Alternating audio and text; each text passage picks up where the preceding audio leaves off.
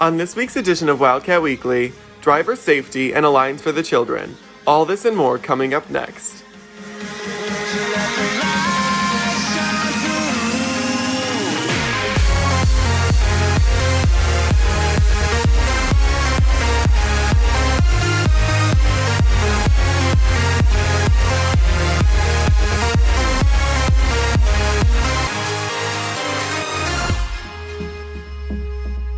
Hi, and welcome to this week's edition of Wildcat Weekly. I'm your host, Sam Drake. Finals are a little over a month away, so here has the details on how finals will look this year around. Final exams are coming up, and due to the pandemic, there will be many changes in the way tests are scheduled and administered to students. We have Monday off that week, but it's Tuesday through Friday. We only have 2 finals per day, each day. So for example, on Monday, we have 2 finals, periods 1 and 2, and then students will attend periods 3 and 4, virtually like they normally would via Zoom. And then on Wednesday, 5th and 6th periods. On Thursday, 3rd and 4th, and then on Friday, 7th and 8th. So students will do their typical schedule, and then for 2 of the periods on each day, that's when they'll actually take their exam. Because of the changes in the schedule and finals being remote, different departments have been planning on how they will administer their exams. Students may see a different type of final, which matches the kind of year we've had because it's been a different type of year.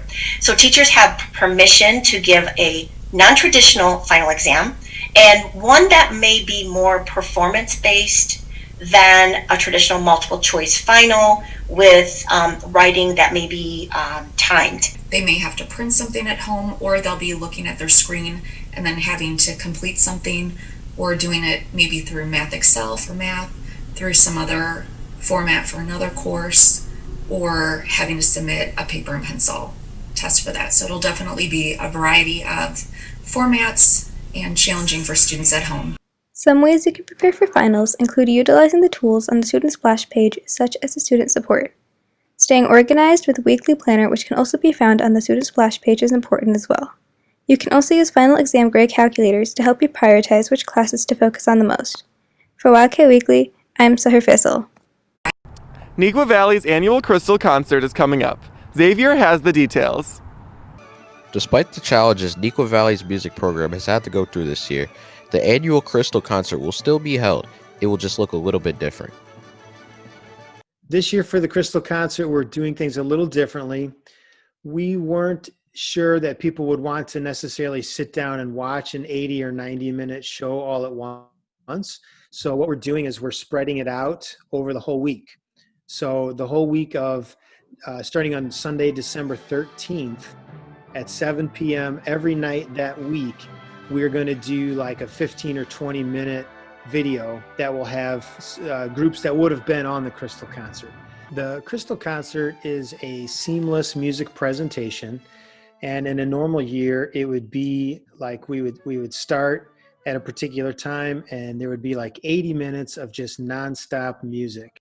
Despite the different format within the Crystal Concert this year, band, orchestra, and chorus students still find joy in performing. The Crystal Concert is one of my favorite experiences at Neuqua, and just being around people you love performing with, the holiday theme music, the quick transitions, all builds up to the great experience. And because the Crystal Concert is the biggest concert of the year provided by the music department, it involves hundreds of performers and thousands of audience members. I think if you have time after school at 7 p.m., being around people you love, your family members, and just if you want to enjoy great music performed by people of your own school, I think it's very good to tune in to the concert because of the hard work that everyone's putting in order to provide the best experience as possible. For holiday-themed music produced by Neuqua Valley's music program, be sure to visit neuquamusic.org and tune in to this year's virtual Crystal Concert starting Sunday, December 13th, expanding the whole week. And for Wildcat Weekly, I'm Xavier Harris. Alliance for the Children is coming back, but in a COVID-safe way. Lexi shows you how you can still show your support this holiday season. Alliance for the Children is an annual tag drive here at Neuqua designed to give students and staff the opportunity to give back to the less fortunate.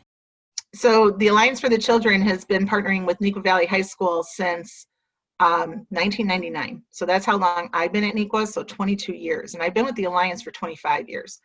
And we started very small, just with my 4 classes, and then it got much bigger, and it has become the one, I guess, service project that we've done every single year. You know, we really listen to what the kids tell us and what the families tell us in terms of what these kids want, and we try to make those wishes come true. And you're going to notice that these kids never ask for a PS5. They don't ask for an iPhone. They don't ask for a GoPro.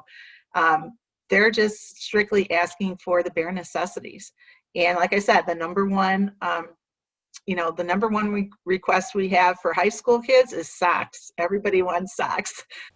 This year, some changes are being made to ensure everyone's safety. To show your support, head over to 1aftc.com/shop.html. From here, you will get to decide on ways that you can support. You can sponsor a child by simply giving a donation of $100, $50, or $20. You can also purchase a gift or a gift card for a certain age group. To look through all the gifts, simply scroll down to the bottom of the page and hit the forward arrow to go through all 5 pages and choose the perfect gift. After adding all desired gifts to your cart, proceed to checkout and simply fill in all the required fields. So this is just exploding. It's a super cool thing to do. It's the right thing to do, and it's a lot of fun to do it. The last day to purchase gifts from the online store is Friday, December 19th.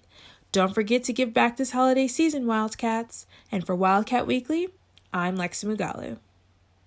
With winter right around the corner, Emily tells us how we can stay safe on the roads this holiday season.